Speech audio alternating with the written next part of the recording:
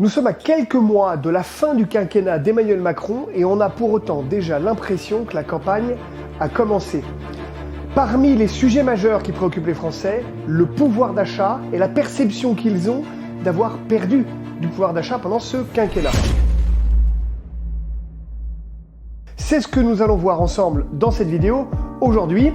Avant tout, si ce n'est pas déjà fait, je vous invite à vous abonner à la chaîne et à la newsletter sur le site de Net Investissement afin d'être sûr de ne jamais rien rater de l'essentiel de l'actualité économique et de vous donner le meilleur et à vous et à votre argent et à votre épargne. Vous êtes prêts?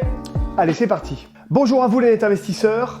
Selon un sondage réalisé en 2020, 88% des Français interrogés auraient davantage peur pour leur pouvoir d'achat et l'état économique du pays que pour leur propre santé, à 70%. Une large majorité des Français a donc la sensation, le sentiment d'avoir perdu du pouvoir d'achat au cours de ces 5 dernières années. Pour autant, le ministre de l'économie, Bruno Le Maire, affirme que le pouvoir d'achat a augmenté de 1,5% depuis le début du quinquennat. Alors, qui croire ? Je vous rappelle qu'il y a eu 52 milliards d'euros de baisse d'impôts depuis mai 2017, même si un Français sur deux ne paye pas d'impôts sur le revenu, et que le gouvernement français, avec Emmanuel Macron, a fait le choix du « quoi qu'il en coûte ». Et bien justement, maintenant, on connaît un peu l'addition de ce « quoi qu'il en coûte », 425 milliards d'euros de plus que notre dette déjà abyssale actuellement. Cette dette Covid serait étalée en fait sur une période de 3 ans. Mais elle aura donc très largement permis justement de maintenir le pouvoir d'achat des Français. En réalité, sachez que cette dette Covid, elle pourrait prendre plus de 60 ans pour être effacée. Il y a donc une décorrélation, un décalage entre la réalité des chiffres et la perception des Français à l'égard du pouvoir d'achat. Et dans ce cas-là, c'est toujours la perception qui l'emporte.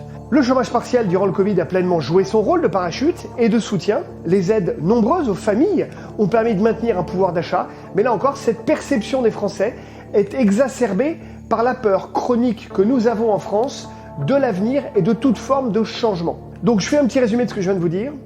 Selon le ministre de l'économie et des finances Bruno Le Maire, selon les chiffres et selon les quantités astronomiques d'argent qui ont été injectées pour soutenir l'économie et le pouvoir d'achat des Français, donc il n'y a pas eu de perte de pouvoir d'achat pendant ce quinquennat, et pour autant, on a cette perception très large de cette perte de pouvoir d'achat. Mais je voudrais rajouter quelque chose à cette vidéo.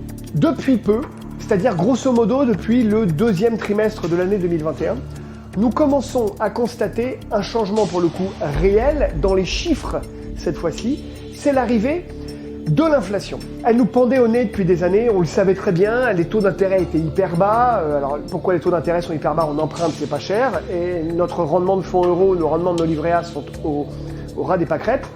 Donc il y avait très peu d'inflation, 1,5% d'inflation. Et là, il y a une augmentation très significative de l'inflation. On attend les résultats en fin d'année, mais aux États-Unis, ils annoncent 6, 7, 8% d'inflation. On aurait peut-être 5 ou 6 en France et en Europe. Toujours est-il que cette inflation, elle arrive, elle est soudaine, elle est brutale, elle est malheureusement probablement durable, et c'est là qu'en fait on va vraiment constater un pouvoir d'achat. Cette sensation de pouvoir d'achat, de baisse du pouvoir d'achat, on pourrait le constater dans les prochains mois. Pourquoi? Parce que si les salaires, notamment et en particulier, ne suivent pas cette inflation, alors même qu'on subit et qu'on constate des hausses de coûts, notamment dues à la raréfaction des matières premières, qui fait qu'en fait l'essence, le bois, les matériaux pour construire, la nourriture, etc.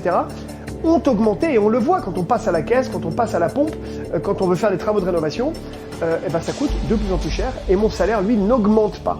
Donc je crée une décorrélation de plus en plus importante. Avant, il y avait une histoire de perception de baisse du pouvoir d'achat. Maintenant, il y a un véritable constat depuis quelques mois, hein, c'est tout récent, d'une baisse effective du pouvoir d'achat. Il va donc falloir rapidement que le gouvernement prenne les dispositions et les mesures nécessaires pour pousser les entreprises et les employeurs à réajuster les salaires. Certains candidats qui sont rentrés dans la campagne annoncent des x2, x3, x4 sur l'augmentation du SMIC. J'ai pas trop compris comment ils allaient faire pour financer tout ça. Toujours est-il qu'ils le font parce que pour des raisons politiques, ils savent que c'est ce qu'attendent les Français. Mais on n'attend pas un doublement du SMIC, c'est pas ça qu'on attend. On attend simplement de pouvoir continuer à maintenir un niveau de vie et d'améliorer son niveau de vie pour épouser cette augmentation quasi globale des coûts et des prix à la consommation qu'on constate du fait de cette inflation. Voilà, j'espère que cette vidéo vous a plu. Comme toujours, si c'est le cas, n'hésitez pas à mettre un petit pouce, ça fait plaisir, c'est gratuit et c'est bon pour le karma. Mettez un commentaire en dessous pour nous dire ce que vous en pensez. Est-ce que vous-même avez constaté ou avez le sentiment que votre pouvoir d'achat a baissé et quelles seraient, selon vous, les solutions qu'il faudrait mettre en place pour y pallier. Je vous souhaite une très très bonne journée. Portez-vous bien, prenez soin de vous et je vous dis à bientôt sur netinvestissement.fr.